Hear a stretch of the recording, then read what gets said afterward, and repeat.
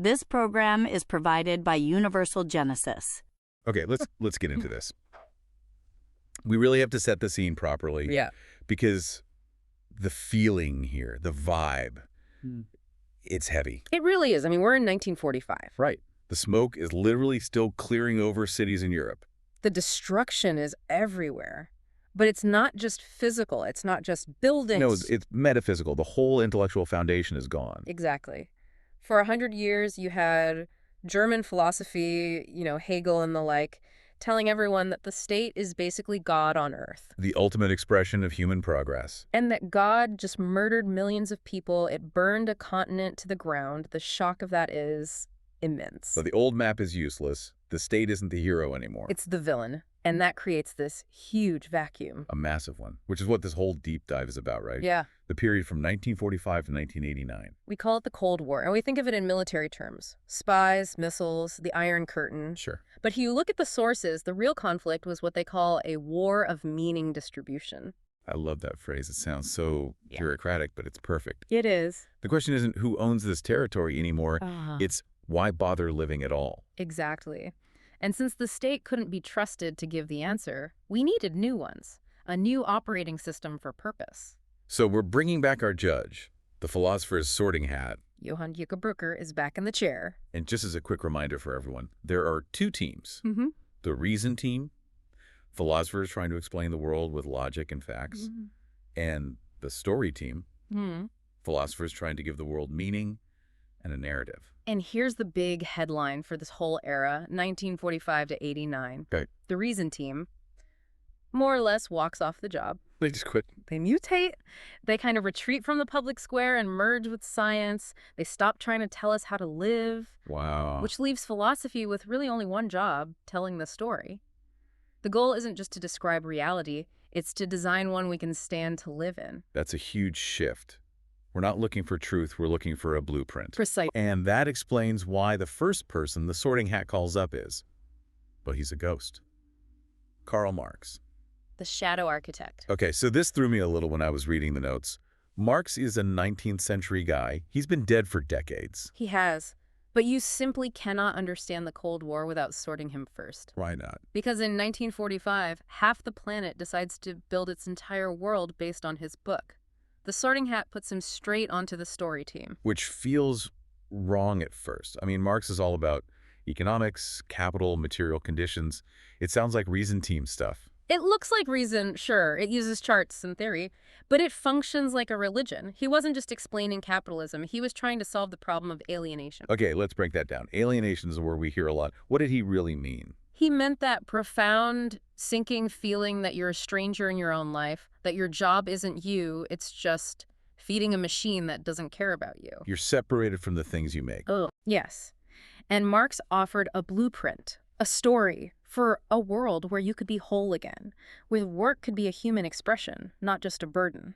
So it's a cure for the soul, but it's disguised as economic policy. Exactly. And the Eastern Bloc took that and made it their grand narrative. They said, history isn't random, it has a destination, and we're marching toward it. It's a prophecy. Yeah. In a world with no gods left, that must have been incredibly powerful. Follow this script, and we get to utopia. It was the last great attempt to build a heaven on earth using politics. So the East has its story. But what about the West? We need to look at the thinkers in Paris and Berlin. And that brings us to a really interesting figure, Georg Lukács. The hat puts him firmly on the story team. And he's trying to, armor plate the Marxist story. That's a good way to put it. His big idea is class consciousness. Right. He argues that the working class isn't just a bunch of people, they are the subject of history. He tried to prove that the communist revolution wasn't just an option, it was scientifically inevitable. He wanted to guarantee the ending. Make it bulletproof. But then, sitting across the cafe in Paris, you have Jean-Paul Sartre. The icon of existentialism. The hat sorts into the story team as well, but... But for the complete opposite reason, Sartre is the anti-destiny guy. His famous line is, existence precedes essence. Which I've always taken to mean you're born first, and then you figure out who you are. There's no pre-written plan. That's it, exactly. No God designed you, and This is the key part for 1945. The state doesn't get to define you either. He uses that really heavy word for it. He says you are condemned to be free. Condemned. That makes freedom sound awful, like a jail sentence. Because it's terrifying. With no script, every single choice is on you. The entire burden of meaning shifts from the government or the church right onto your shoulders. But here's the tension I found so fascinating. Sartre, this radical individualist, spent years trying to get in with the Marxists. Yes, it's the central paradox of the era. He wanted total individual freedom, but he was also jealous of the certainty of the Marxist grand narrative. He didn't want to be alone in the universe. Right. He wanted to write his own book, but he wanted it to be part of a guaranteed best-selling series. So while this tug-of-war is happening, history decides versus you decide, a darker conversation starts. People start looking at the tools they're using, and they start to wonder about reason itself. They're asking, wait a minute, is reason the bad guy here? This is what the notes call the betrayal of reason. It is. Because the assumption is always that if we just get more rational, more scientific, things will get better. And the 20th century just proved that's not true. The Nazis had fantastic engineers. There's the thought that just haunts this period. Which brings us to Herbert Marcuse and Hannah Arendt. The Sorting Hat puts them both on the story team, but they're there as critics. Marcuse looks at the West, at booming 1950s America, and says, we aren't free. Which sounds insane to someone then. You have cars, washing machines, rock and roll. How is that not freedom? Right. He called it rationalization. He argued that we became so efficient that we became slaves to the efficiency. Reason became a tool for control, not liberation. We were just comfortable cogs in a machine. And then Hannah Arendt takes that idea to the darkest possible place, analyzing totalitarianism. Martin's brilliant because she uses the tools of the reason team. She's incredibly analytical, but her goal is all about meaning. She saw that the Nazis and the Soviets weren't accidents. They were the result of a certain way of thinking. Right. Or not thinking. Exactly. It's where her phrase, the banality of evil, comes from. Which people misunderstand all the time. They do. She didn't mean evil is boring. She meant that a guy like Eichmann, who organized the Holocaust, wasn't some kind of horned monster. He was a bureaucrat. He was just efficient. He was rational. He solved the logistical problems he was given. He never stopped to ask why, only how. That is just terrifying. It is, because it shows that you can be perfectly rational and completely evil. And that's the moment reason gets demoted. It's no longer the king. It's just a mercenary for hire. So philosophy basically fires reason from the leadership team. But, you know, the average person might still think, okay, fine, but at least we have science. Science is pure. Gravity doesn't have a political agenda. And right on cue, Thomas Kuhn walks in and flips the whole table over. The paradigm shift guy. The paradigm shift guy. And the hat puts him right on the story team, science branch.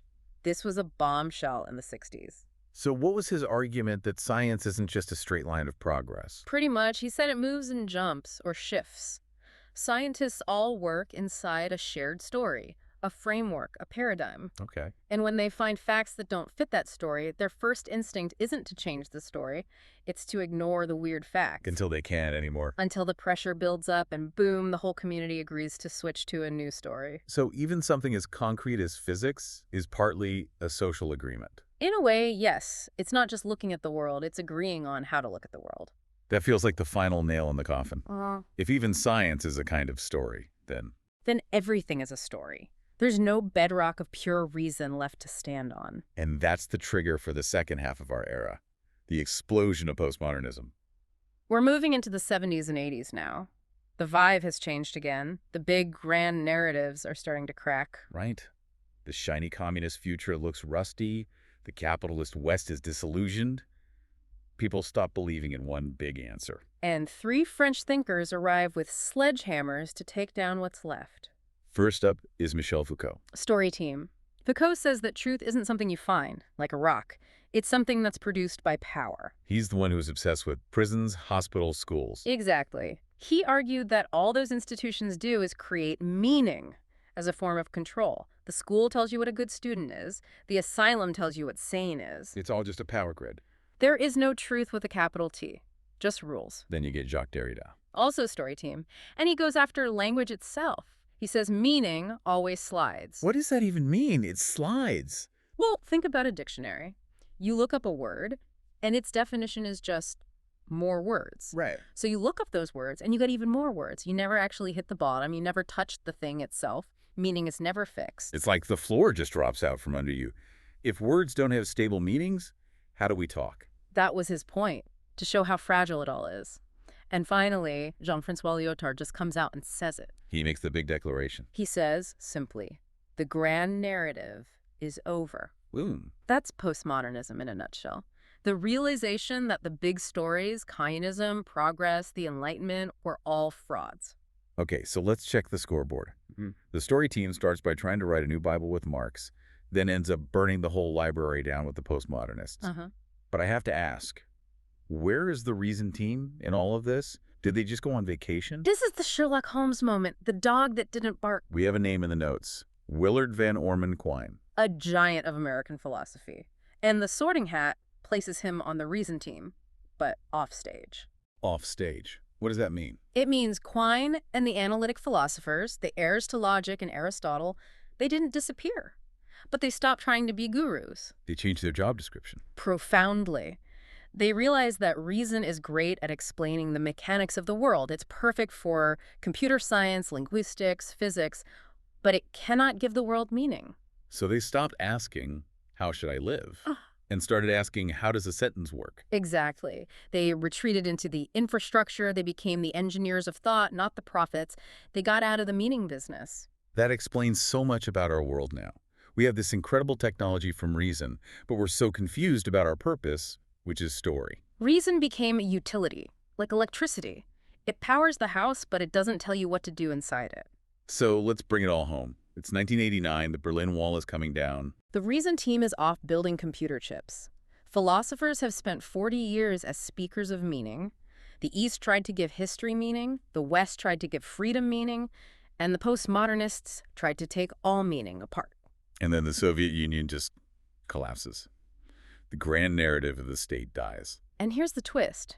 You might think, looking back, that the story team won. Right. The West won the Cold War. That's the textbook version, yeah. Capitalism beat communism. But philosophically, the story team didn't win. They didn't. No. Because what they realized is that neither the state, nor history, nor revolution could actually replace God. They spent 40 years trying to build a secular God out of politics, and the structure just couldn't hold the weight of human existence. It failed. So the reason team says, meaning isn't my job. I'm just an engineer. And the state team says, my meaning turned out to be a lie. And suddenly, meaning is just left floating in midair. When the wall fell, it wasn't just a border that opened up. It was the collapse of the very idea that some external authority could tell you who you are. That is incredibly destabilizing. It sounds like freedom, but it feels like vertigo. It is the defining condition of our lives today. We are swimming in information, but we are absolutely drowning in a lack of purpose. So this sets up our next deep dive perfectly. If the state doesn't define meaning, and reason refuses to, whose job is it now? That is the question. The burden has shifted, and it shifted onto the only person left in the room. You, the listener. Exactly. We're going to get into that chaotic, beautiful mess in the next episode, covering 1989 to today. The wall is down, the gods are dead, and the script is completely blank. Thanks for listening to The Deep Dive. See you next time. This program is provided by Universal Genesis.